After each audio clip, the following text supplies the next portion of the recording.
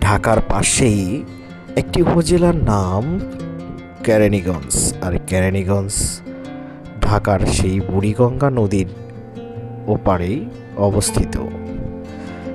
দিনে রাতে বেশিরভাগ সময় ঢাকা থেকে কেরানীগঞ্জ মানুষ অনেকভাবে যাতায়াত করে।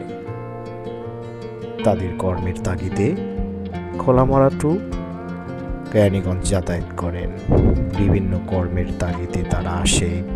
তারা খোলামড়ায় দিনভর তাদের জীবিকা অর্জনের জন্যে ছুটে চলে আসে, আবার দিন শেষে আবার তার গন্তব্যস্থলে ছুটে চলে যায়।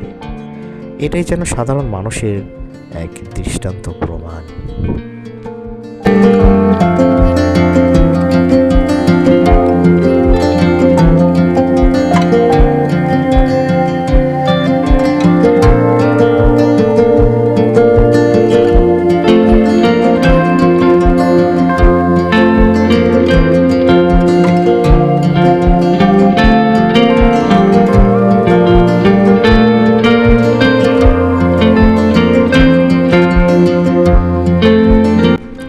কর্মের কোনো শেষ নেই।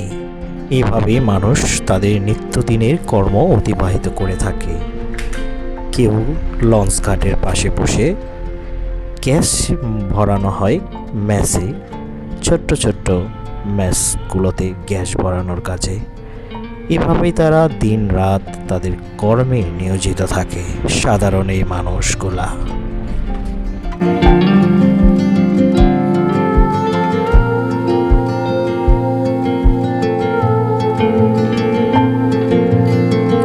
আবারও কেউ কেউ কর্মের তাগিদে রং তুলিতে সাজাতে থাকে সেই পুরাতন লঞ্চগুলি।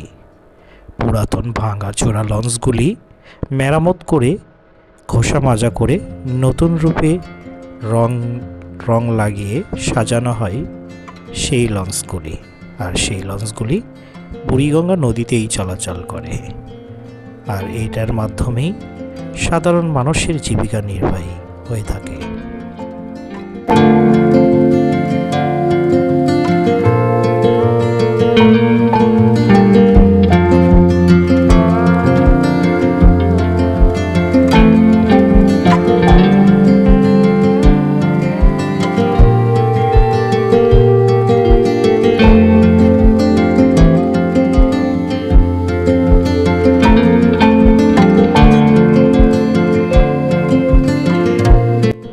আর সেই বুড়িগঙ্গা নদীর আবর্জনার পাশেই রং মেশানো হয় সেই লঞ্চগুলি রং তুলিতে আঁকানোর জন্য।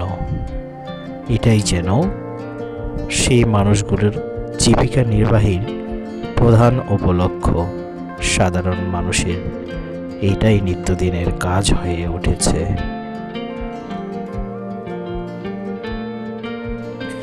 রং তুলির কাজ শেষ হওয়ার পর সেই লঞ্চগুলোতে বসানো হয় সুন্দর সুন্দর চেয়ার, আর যেখানে যাত্রীরা বসেই পার হবেন নদী।